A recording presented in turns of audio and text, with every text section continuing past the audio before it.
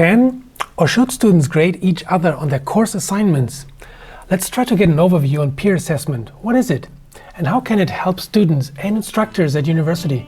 What is the return on learning? Hi, I'm Erik. I support instructors at university on their journey to become more innovative and efficient educators. Peer assessment is a process whereby students assess assignments of other students based on an instructor's grading criteria. The method can save an instructor's time and improve students' understanding of course content, as well as improve their metacognitive skills. Now, peer assessment can be focused on marking and scoring submissions, then I call it peer grading, or it can highlight constructive comments, then I would name it peer feedback. Of course, it can be a combination of both. The difference is, in grading, it is the evaluation of the quality of a work, while in commenting, students suggest improvements and give advice. In a course, peer assessment can be realized in a face-to-face setting, or it can be administered with online tools. The process can be public, then students know who they are reviewing and who gave them feedback. It can be one blind, when only the writer or the reviewers can be identified, or it can be a double-blind setup, as in reviews on scientific publications, when neither authors nor reviewers are identified.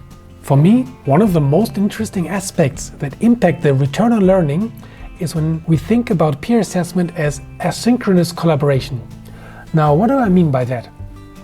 Time and timing matters. Students work on individual activities across several phases to really create intellectual collaborations.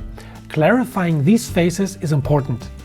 They can create a cooperative atmosphere where they can connect and advance together on their learning journey. With peer assessments and feedback, students can walk together to gain a deeper understanding of the contents they're working on. A key element to understand is that peer assessment exercises are more than submitting an assignment and waiting for the grade. This would limit the exercise to students waiting for approval. Instead, with the submission, we only start the beginning of the learning process. Here's my suggestion for a peer assessment exercise. First, number A, give an assignment, a task for students to work on. Second, students then create their submission and are then allocated to make 3 or 4 reviews in which they give feedback to the peers. They highlight what they perceive as strength and they offer advice on where and how to improve.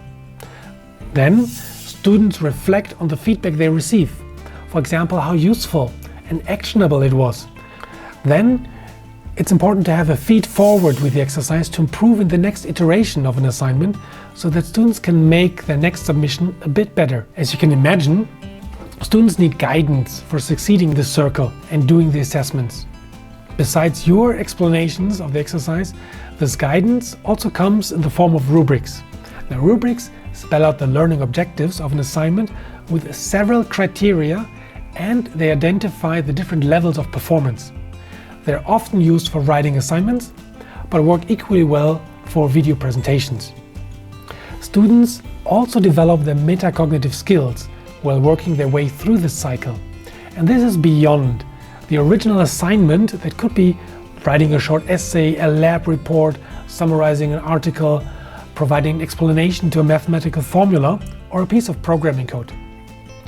For students, many have reported that they learn a lot in peer assessments, ranging from how to approach an assignment to seeing mistakes in their own thinking and being able to correct problems in future assignments. And by grading papers, students are better able to understand the grading process. They recognize their own strengths and weaknesses in comparison to their peers, and this can really encourage them. And at this point, you may realize how it can become more than an individual learning task.